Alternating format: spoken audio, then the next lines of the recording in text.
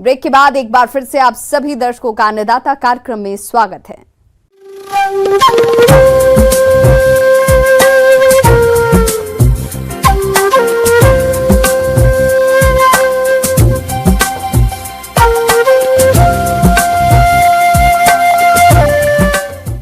मौसम विभाग की रिपोर्ट पर साप्ताहिक कृषि सलाह इस प्रकार है।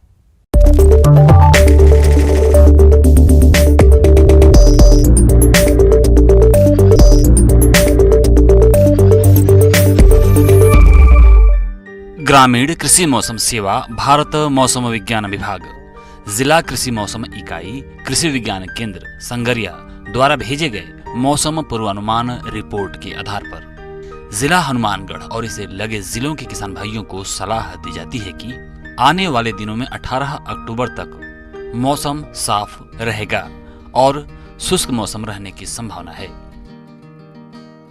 रात के तापमान में गिरावट जारी रह सकती है। आगामी 3 दिनों में अधिकतम तापमान 33 डिग्री सेल्सियस और न्यूनतम तापमान 16 डिग्री सेल्सियस रहने का अनुमान है।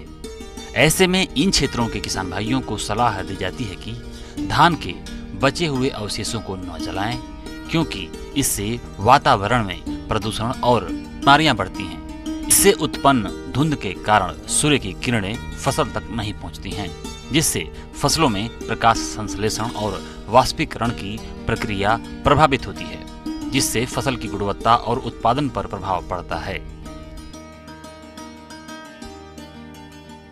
कपास की चुनाई का समय चल रहा है। लगभग 50% टिंडे खिलने पर चुनाई शुरू कर दें।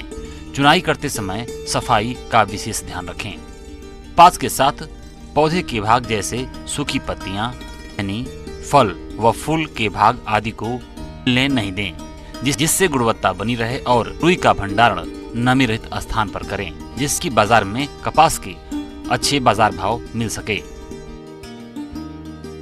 रिजका की बुआई मध्य अक्टूबर से नवंबर तक कर सकते हैं। इसके लिए सिफारिश किस्मों में T9, NDRI सिलेक्शन 1, आनंद 2, सिरसा 8, सिरसा 9, कंपोजिट 5 की बुआई कर सकते हैं।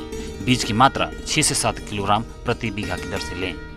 5 किलोग्राम नाइट्रोजन और 8 किलोग्राम फास्फोरस प्रति बीघा बुआई के समय उपयोग करें। किसान भाई चने की बुआई के लिए खेत की तैयारी करें। उचित बीज और खाद की खरीदी कर सकते हैं। सिंचित क्षेत्रों के लिए सिफारिश किस्मों में GNG 1581, जिसे गड़गौर के नाम से जानते हैं, GNG 2171, जिसे मीरा के नाम से जानते हैं, GNG 1958, जिसे मरुधर के नाम से जानते हैं, GNG 1488, जिसे संगम के नाम से जानते हैं, GNG 1499, जिसे गोरी के नाम से जानते हैं, GNG 663, जिसे वरदान के नाम से जानते हैं, NG 469, जिसे सम्राट के नाम से जानते हैं, C 235 और असिंचित क्षेत्रों के लिए सिफारिश किस्मों में RSG 888 का उपयोग कर सकते हैं।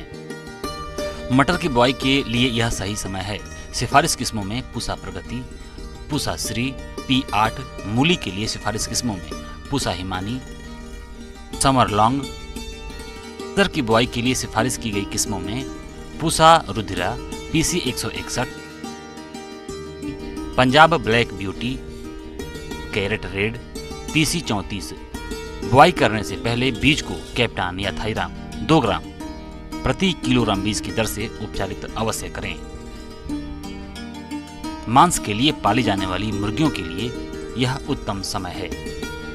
अतः ऑल इन ऑल आउट का तरीका अपनाते हुए फ्यूमिगेट किए हुए फार्म में अच्छी हैचरी से चूजे खरीदकर पालें। अंडों के लिए पाली जाने वाली मुर्गियों को 14 से 18 घंटे प्रकाश उपलब्ध करवाएं व कम से कम 5 ग्राम सफेद ग्रेड की टुकड़ी उपलब्ध करवाएं।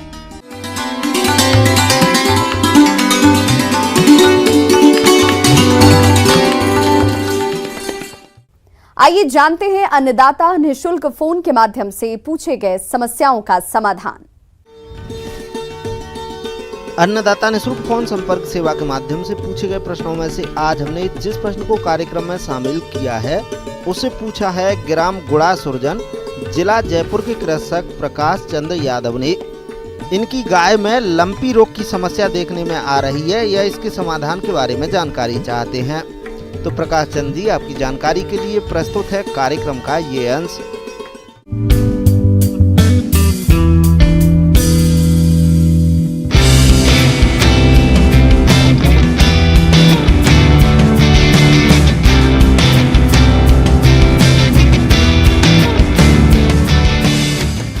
राज्य में बरप रहा है लंपी स्किन बीमारी का कहर। पशुपालकों में बढ़ रही है लंपी रोग की दहशत। लंपी स्किन बीमारी से पशुपालक है काफी परेशान। पशु लगातार आ रहे हैं लंपी स्किन रोग की चपेट में। लंपी स्किन बीमारी के कारण दूध उत्पादन में आ रही है भारी कमी। कई प्रयासों के बावजूद भी नहीं रुक पा रहा है लंपी स्किन रोग।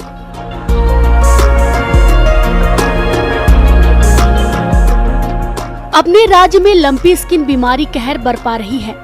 इस बीमारी को लेकर पशुपालक काफी परेशान है और परेशान होना लाजमी है, क्योंकि जिस व्यवसाय पर पूरा परिवार निर्भर रहता हो और यदि वह व्यवसाय ही ना रहे तो जीवन की गाड़ी चलाना काफी मुश्किल हो जाता है।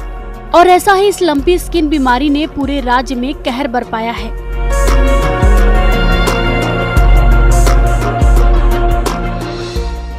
किसान भाइयों, लगातार लंपी स्किन बीमारी का खतरा पशुओं पर मंडरा रहा है। इसके बचने के लिए पशु चिकित्सा विभाग और कई सामाजिक संगठनों द्वारा लगातार प्रयास किए जा रहे हैं, लेकिन इस बीमारी के सामने ये सभी प्रयास नाकाफी साबित हो रहे हैं और इस बीमारी की चपेट में हर रोज पशुओं के मरने की संख्या बढ़ती जा रही है। लंपी स्किन रोग में पशु को बुखार होता है, पशु सुस्त और उदास हो जाता है, पशु खाना पीना छोड़ देता है, पशु के शरीर पर गांठें पड़ जाती हैं और यदि पशु का समय पर इलाज नहीं किया जाता है तो ये गांठें घाव का रूप ले लेती हैं। पशु का दूध उत्पादन गिर जाता है।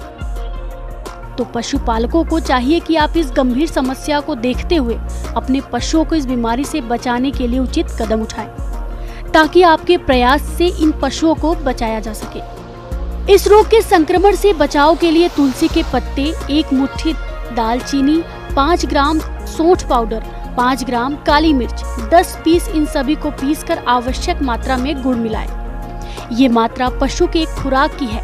खुराक को सुबह शाम खिलाएं अथवा आंवला, अश्वगंधा, गिलोय और मुलेठी में से किसी एक को 20 ग्राम मात्रा में गुड़ में मिलाकर सुबह शाम लड्डू बनाकर पशु को खिलाएं। यदि पशु को लंपी स्किन रोग हो जाता है तो 3 दिन तक पान के पत्ते 10 नग, काली मिर्च 10 नग, ढेले वाला नमक 10 नग और आवश्यक मात्रा में गुड़ मिलाकर अच्छी तरह पीसकर लड्डू बनाकर पशु को खिलाएं। ये पशु की एक खुराक की मात्रा है। पहले 3 दिनों तक संक्रमित पशु को हर 3 घंटे में 1 लड्डू खिलाएं।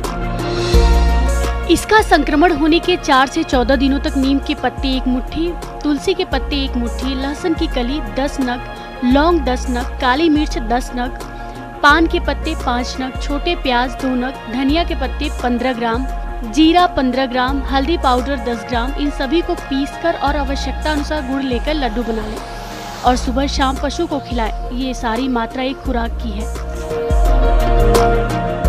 यदि आपके पशु के घाव हो गए हैं तो आप नीम के पत्ते 1 मुट्ठी, तुलसी के पत्ते 1 मुट्ठी, मेहंदी के पत्ते 1 मुट्ठी, लहसुन की कली 10 नग, हल्दी पाउडर 10 ग्राम और नारियल का तेल 500 मिलीलीटर में, इन सभी को पीसकर मिला लें। आवश्यकता अनुसार गुड़ मिलाकर लड्डू बना लें और सुबह शाम पशु को खिलाएं।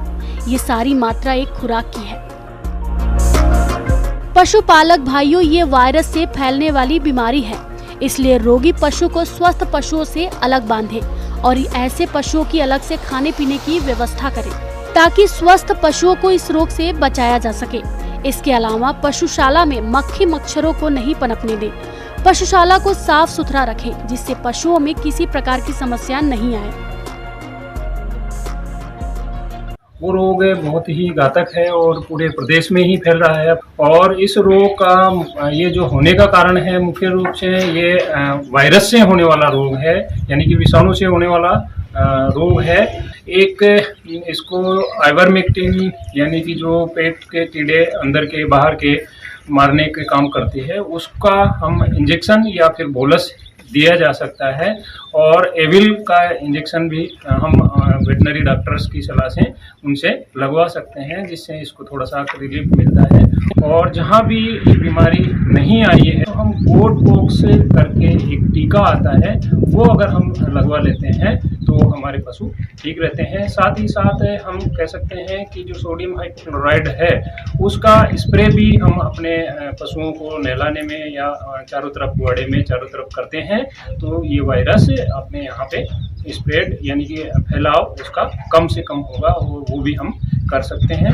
तो ये अगर सारी चीज़ें पशुपालक भाई करते हैं और पशुओं को स्वच्छ जल और खाना अगर देते रहते हैं तो ये 8 से 10 दिन में ये वायरस का जो चक्कर है वो आके चला जाता है। किसान भाइयों, कृषि संबंधित समस्या और सुझावों